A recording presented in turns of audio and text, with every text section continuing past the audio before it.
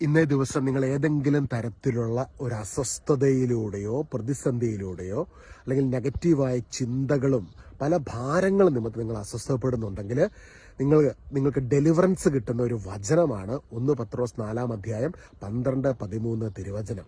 ചില സമയത്ത് നമ്മളെ പരിശോധിക്കാനായി ഈ അഗ്നി പരീക്ഷകൾ പോലത്തെ ചില വിഷയങ്ങൾ കടന്നു വരുമ്പോൾ കർത്താവിൻ്റെ അഭിഷിക്തൻ നമ്മളോട് പറയുകയാണ്, പത്രോസ്ലീഹ നമ്മോട് പറയുകയാണ്, നിങ്ങൾ ആഹ്ലാദിക്കുവിൻ, ക്രിസ്തുവിൻ്റെ പീഡകളിൽ നിങ്ങൾ പങ്കുചേരുന്നതിൽ നിങ്ങൾ ആഹ്ലാദിക്കുവിൻ.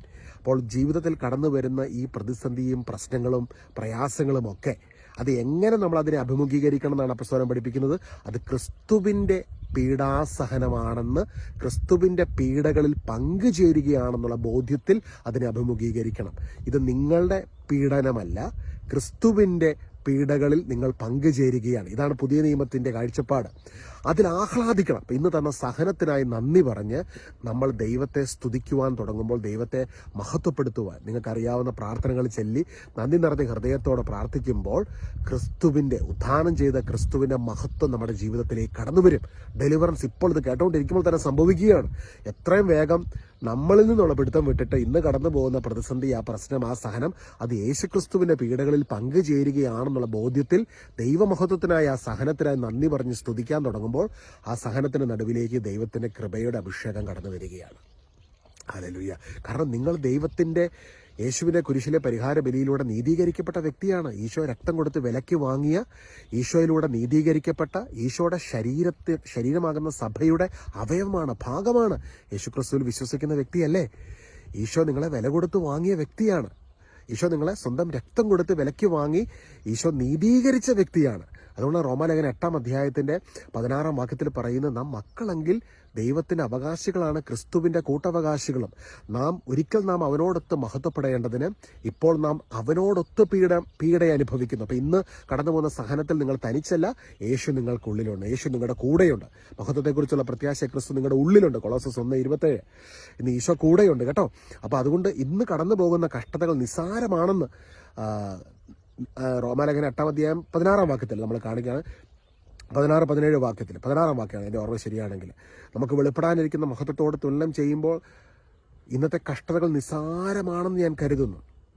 ഇന്നത്തെ കഷ്ടതകൾ നിസ്സാരമാണ്. ഇന്ന് കടന്നു പോകുന്ന കഷ്ടതകൾ നിസ്സാരമാണ്. സൃഷ്ടപ്രപഞ്ചം ദൈവമക്കളുടെ വെളിപ്പെടുത്തലിനായി ആകാംക്ഷയോടെ കാത്തിരിക്കുന്നു. എൻ്റെ ഓർമ്മ ശരിയാണെങ്കിൽ അത് 18-19 വാക്യമാണ്. ആകാംക്ഷയോടെ കാത്തിരിക്കുകയാണ്. ദൈവത്തിന് നിങ്ങളെക്കുറിച്ച് ഡിവൈൻ പദ്ധതിയുണ്ട് ഈ പ്ലാനറ്റിൽ. അപ്പം ഇന്ന് കടന്നു പോകുന്ന സഹനത്തെ അത് യേശുവിൻ്റെ പീഡയോട് ചേർത്ത്, അല്ലെങ്കിൽ ഈശോയുടെ പീഡാസഹനത്തിൽ പങ്കുചേരുകയാണ്. ഇതെന്തൊരു വലിയ ശുശ്രൂഷയാണെന്ന് ഓർത്ത് നോക്കിക്കുക. നിങ്ങൾ തന്നെ ഒരു ശുശ്രൂഷയിൽ പങ്കുചേരുക. ഏത് ശുശ്രൂഷയിലാണ്? കർത്താവിൻ്റെ പീഡാസഹനത്തിൽ പങ്കുചേരുമ്പോൾ അതേ വ്യക്തിയുടെ ജീവിതത്തിൽ ഉത്ഥാനത്തിൻ്റെ അഭിഷേകവും കടന്നു വരും. ദുഃഖവെള്ളിയാഴ്ചയ്ക്കപ്പുറം ഒരു ഈസ്റ്ററുണ്ട്, ഒരു ഉത്ഥാനമുണ്ട്. അതുപോലെ തന്നെ നിന്റെ ജീവിതത്തിലും ഈ സഹനത്തിനപ്പുറം ഒരു ഉത്ഥാനമുണ്ട്, ഒരു ഉയർച്ചയുണ്ട്, ഒരു അനുഗ്രഹമുണ്ട്. അപ്പോൾ ഈ ദിവസങ്ങളിൽ ഏതൊക്കെ തരത്തിലുള്ള ദുഷ്ടാരൂപയുടെ അറ്റാക്കിലൂടെ നിങ്ങൾ കടന്നു പോകുന്നുണ്ടെങ്കിലും ഇതിനപ്പുറമായിട്ട് ഒരു ഉത്ഥാനത്തിൻ്റെ മഹിമപ്രഭയും നിങ്ങൾക്ക് വേണ്ടി കാത്തിരിക്കുന്നുണ്ട്. അതിനുവേണ്ടി ഇന്ന് ചെയ്യേണ്ടത് ഒന്ന് മാത്രം, ക്രിസ്തുവിൻ്റെ പീഡയിൽ പങ്കുചേരുകയാണെന്നുള്ള ബോധ്യത്തിൽ ഇന്ന് കടന്നു പോകുന്ന സഹനത്തിനായി നന്ദി പറഞ്ഞ് ദൈവത്തെ മഹത്വപ്പെടുത്തുമ്പോൾ ആ ഉത്ഥാനത്തിൻ്റെ അഭിഷേകം നമ്മൾ നിറയപ്പെടുന്നു. യേശു ക്രൂശിൽ ഈ അഭിഷേകം നിറയപ്പെടുന്നതിന് വേണ്ട വില മുഴുവൻ, നമ്മുടെ വിടുതലിന് വേണ്ട വില മുഴുവനും, നമ്മളെ നീതീകരിക്കുന്നതിന് വേണ്ട വില മുഴുവനും യേശു ക്രൂശിൽ കൊടുത്തു കഴിഞ്ഞു. സകലതും യേശു പൂർത്തീകരിച്ചു കഴിഞ്ഞു. ഇന്ന് ഈശോയുടെ ആത്മാവ് നൽകുന്ന വിശ്രമത്തിലേക്ക് പ്രവേശിച്ചുകൊണ്ട് ആഹ്ലാദിക്കാം.